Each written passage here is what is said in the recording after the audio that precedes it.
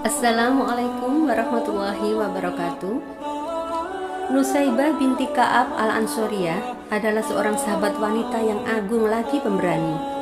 Banyak jasa telah ia ukir dalam perjuangan dakwah Islam. Ummu Imaroh, demikian ia biasa dipanggil, adalah salah satu contoh keberanian yang abadi.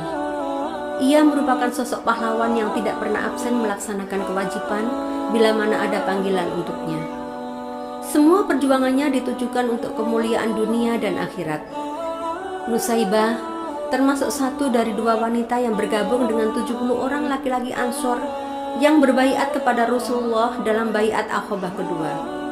Pada waktu itu, ia berbaiat bersama suaminya Zaid bin Hashim dan dua orang putranya.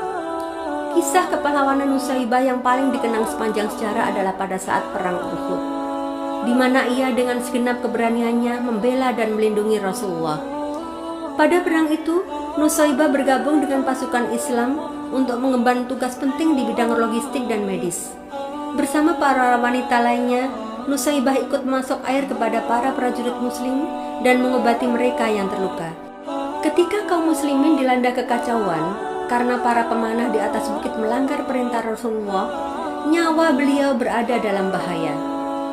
Ketika melihat Rasulullah menangkis berbagai serangan musuh sendirian, Nusaibah segera mempersenjatai dirinya dan bergabung dengan yang lainnya membentuk pertahanan untuk melindungi beliau. Dalam berbagai riwayat disebutkan, Nusaibah berperang penuh keberanian dan tidak menghiraukan diri sendiri. Saat itu, Nusaibah menderita luka-luka di sekujur tubuhnya. Sedikitnya ada sekitar 12 luka di tubuhnya dengan luka di leher yang paling parah. Namun hebatnya, Nusaibah tidak pernah mengeluh, mengadu, atau bersedih. Ketika Rasulullah melihat Nusaibah terluka, beliau berkata, "Wahai Abdullah," Rasulullah menyebut putra Nusaibah, "balutlah luka ibumu. Ya Allah, jadikanlah Nusaibah dan anaknya sebagai sahabatku di dalam surga." Mendengar doa Rasulullah, Nusaibah tidak lagi menghiraukan luka di tubuhnya dan terus berperang, membela Rasulullah dan agama Allah. "Aku telah meninggalkan urusan duniawi," ujarnya. Dalam sejarah Islam, Nusaibah juga disebut-sebut sebagai seorang wanita yang memiliki kesabaran luar biasa dan selalu mendahulukan kepentingan orang lain. Ketika salah seorang putranya syahid dalam sebuah pertempuran, Nusaibah menerimanya dengan penuh keyakinan bahwa putranya mendapatkan kedudukan tinggi di sisi Allah. Ia menerima berita kematian anaknya dengan penuh kesabaran serta kebanggaan. Selain perang Uhud, Nusaibah bersama suami dan putra-putranya juga ikut dalam peristiwa Hudaybiyah, perang Khoibar, perang Hunain, dan perang Yamamah. Dalam berbagai pertempuran itu, Nusaibah tidak hanya membantu mengurus logistik dan merawat orang-orang yang terluka, tapi juga memanggul senjata menyambut serangan musuh. Setelah Rasulullah SAW wafat, sebagian kaum muslimin kembali murtad dan enggan berzakat.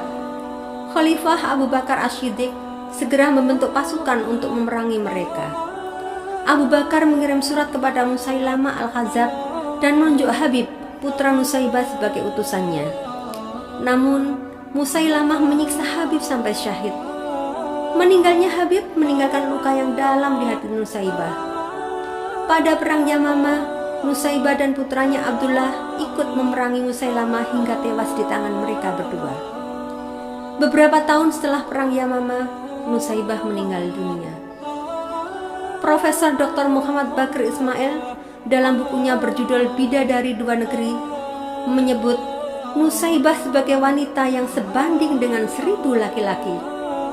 Semoga Allah mencurahkan rahmat kepada Nusaibah binti Ka'ab dengan curahan rahmatnya yang luas, menyambutnya dengan keridhaan serta memuliakan kedudukannya. Amin.